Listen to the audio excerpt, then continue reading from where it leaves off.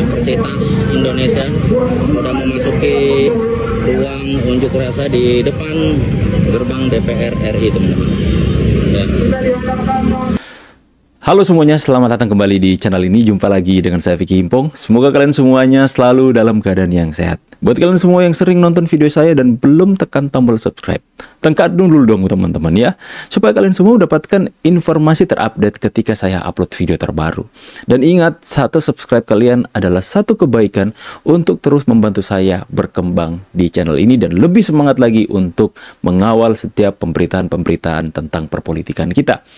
Kita kali ini akan membahas soal BEM UI yang demo ke DPR, yang salah satu tuntutannya adalah desak Purbaya, Menteri Keuangan yang baru, dicopot.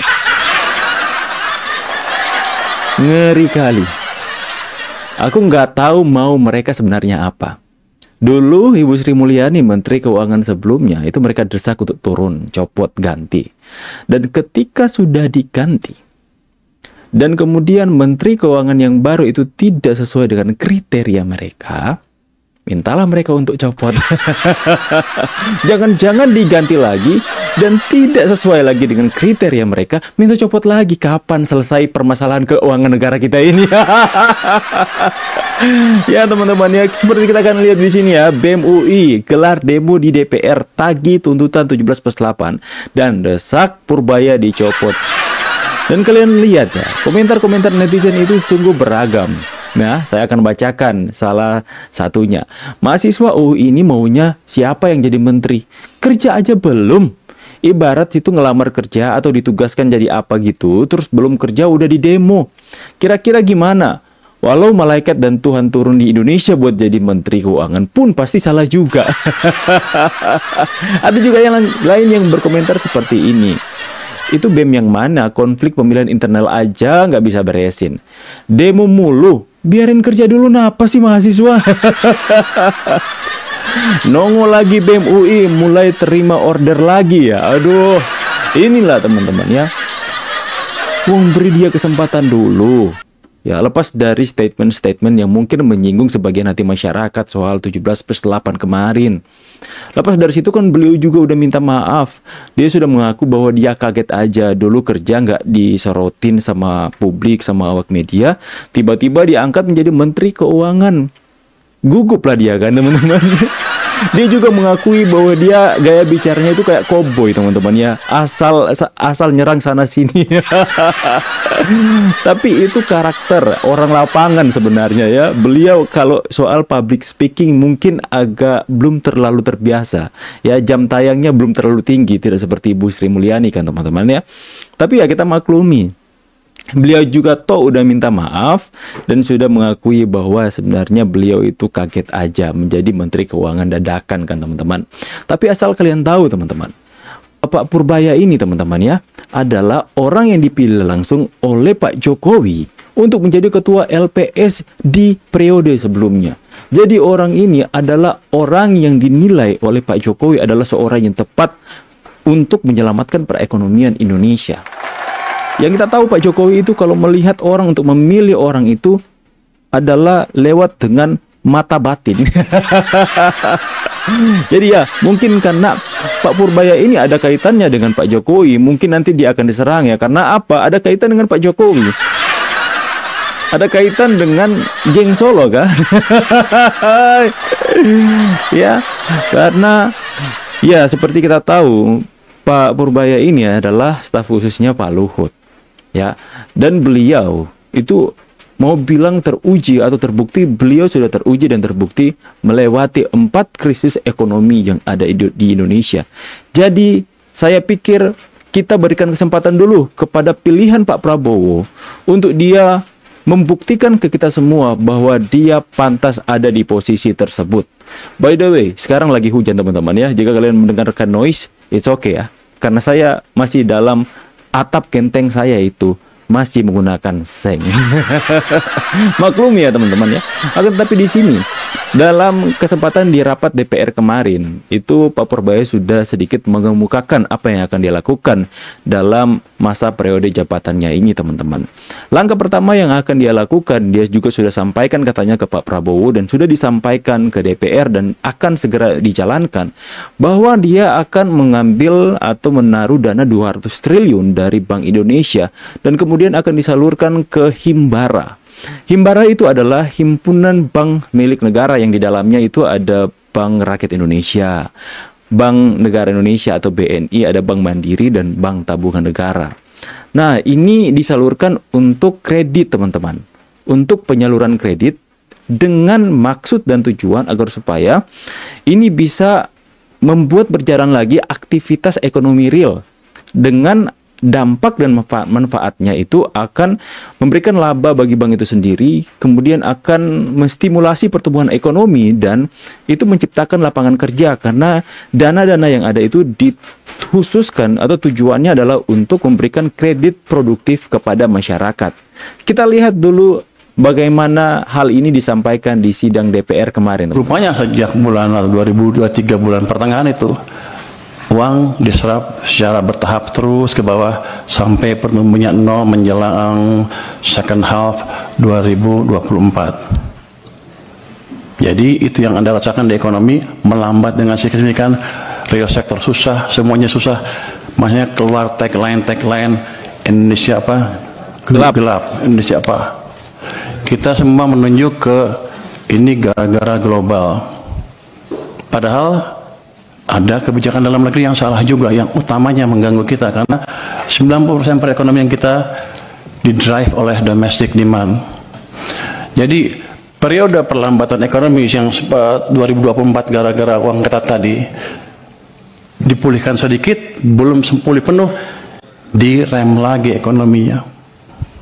Yang Bapak-Bapak rasakan adalah yang kemarin demo itu karena tekanan berkepanjangan di ekonomi karena kesalahan kebijakan fiskal dan moneter sendiri yang sebetulnya kita kuasain. Langkah pertama sudah kami jalankan. Saya sudah lapor ke Presiden, Pak, saya akan taruh uang ke sistem perekonomian. Berapa? Saya sekarang punya 425 triliun di BI cash, besok saya taruh 200 triliun. Sudah jalan belum? Sudah jalan belum? Sudah jalan? Lagi dijalankan. Kalau itu masuk ke sistem, dan saya nanti sudah minta ke Bank Sentral, jangan diserap uangnya. Biar aja kalau Anda menjalankan kebijakan moneter, kami dari sisi fiskal yang menjalankan sedikit. Tapi nanti mereka juga mendukung. Artinya, ekonomi akan bisa hidup lagi. Nanti, itu sisi private side dari kebijakan moneter, dari kebijakan fiskal. Di government side-nya sendiri, saya akan pastikan lagi tadi belanja-belanja yang lambat berjalan dengan lebih baik lagi. Ada yang dikomplain katanya apa? MBG tadi ya. Penyerapan pajaknya rendah. Saya tanya sama teman-teman keuangan, gimana monitoringnya? Ya dia bilang bagus-bagus saja, tapi ternyata enggak, jelek. Loh, terus kita apain? Ya nggak tahu. Saya bilang begini, ya udah. Nanti sebulan sekali kita akan jumpa pers dengan kepala MBG. Nanti kalau penyerapannya jelek, dia suruh jelasin ke publik, saya di sebelahnya. Dan program-program yang lain yang lambat itu akan saya sisir. Saya kan baru hari ketiga dan rapat. Udah keburu rapat di sini, jadi belum lihat detail seperti apa. Tapi kami akan sisir. Bagian-bagian lambat kami percepat. Caranya gimana? Ya, kalau mereka nggak bisa nyusun anggaran atau nyusun program kerjanya atau pengajuan anggarannya, kami akan kirim orang ke sana supaya jalannya cepat dan kita akan monitor on regular basis. Ya, jadi kalau kalian mendengarkan gaya bicara, memang gaya bicaranya gaya koboi, teman-teman ya.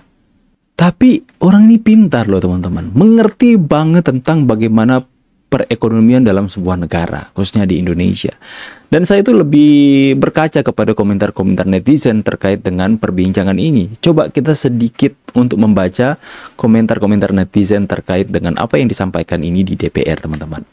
Ini teman-teman ya, ternyata dia yang nyelamatin kita di 2008 dan 2021.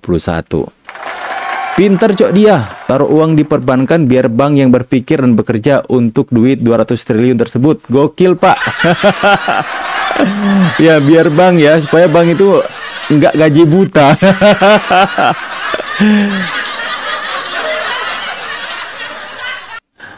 Pak dosen, pelan-pelan Pak, itu DPR lulusan SMU banyak terus nilai 6 lagi. Aduh. 200 triliun ke perbankan, ibarat supply uang banyak, suku bunga kredit bisa turun. Banyak yang pakai fasilitas bank, konsumsi dan produksi bisa meningkat. Semoga di akhir 2025 semuanya membaik. Ada harapan teman-teman ya. Gaya bicaranya belepotan, kemudian ada yang sanggah. Gitulah anak lapangan, elektro ITB cuy. 200 triliun pembagiannya sebagai berikut. 1. Menyelamatkan perusahaan yang akan bangkrut dengan memberi hutang jangka panjang dengan bunga rendah. Memberi hutang pada rakyat tanpa jaminan di bawah 100 juta diprioritaskan pada umum. Yang ketiga, memberi tunjangan 1,5 juta per bulan untuk pengalaman atau non-pengalaman saat ini belum bekerja, tidak lagi berorientasi berbasis perlahan. Oke teman-teman ya, jadi adalah satu hal yang akan membuat kita optimis ke depan. Tentu saja ini baru apa yang dia sampaikan. Belum terbukti apakah efektif atau tidak. Akan tetapi kalau melihat dari pengalaman demi pengalaman yang sudah beliau lewati, mungkin saja ini ada harapan. Mungkin saja ini akan efektif. Tapi saya tidak bisa mengatakan ini efektif atau tidak. Semuanya kembali lagi waktu yang akan membuktikannya teman-teman. Dan oh ya, saya mau sampaikan kepada kalian semua soal anaknya. Anaknya juga yang menjadi sorotan ketika mengatakan Ibu Sri Mulyani itu adalah agen CIA. Ya, yang menyamar jadi Menteri Keuangan Indonesia, dan kemudian dia memberikan klarifikasi bahwa itu adalah jokes dia bersama dengan teman-temannya untuk Ternak Mulyono katanya. Karena hal itu, Pak Purbaya sudah melarang dia untuk bersosial media dulu. Untuk menggunakan akun Instagram ataupun sosial media yang lain. Intinya saya sudah mendapatkan info bahwa anaknya ini sudah diberikan arahan untuk tidak menggunakan sosial media dulu ataupun mengganggu pekerjaan papanya. Karena yang diemban adalah tugas yang luar biasa berat dan tidak boleh ada intervensi dari keluarganya. Nanti akan ada Mario Dandi jilid 2 kalau gini terus. Ya, tapi kita ya teman-teman ya, optimis dulu. Jangan ikut-ikutan kayak BEM UI yang demo untuk mendesak agar supaya Menteri Keuangan dicopot. Baru dilantik, belum bekerja suruh copot. Ya teman-teman semua, ini kan sangat lucu dan very funny. Jadi biarkan dulu beliau bekerja membuktikan dirinya. Dan kalau dalam beberapa tahun kemudian ke depan dan tidak ada hasil apa-apa, barulah kita kritik, barulah kita komentar. Untuk yang kemarin kita sudah kritik habis-habisan teman-teman. Ya nggak apa-apa. Agar supaya beliau bisa terbiasa dengan kritikan yang akan membangun. Buktinya kan beliau sadar dan tidak akan mengulangi hal seperti itu lagi. Tapi dia mulai mengungkapkan apa yang akan dia lakukan ke depannya dalam perekonomian Indonesia, dalam strategi-strategi ke depan, apa yang akan dia lakukan tentang hal ini.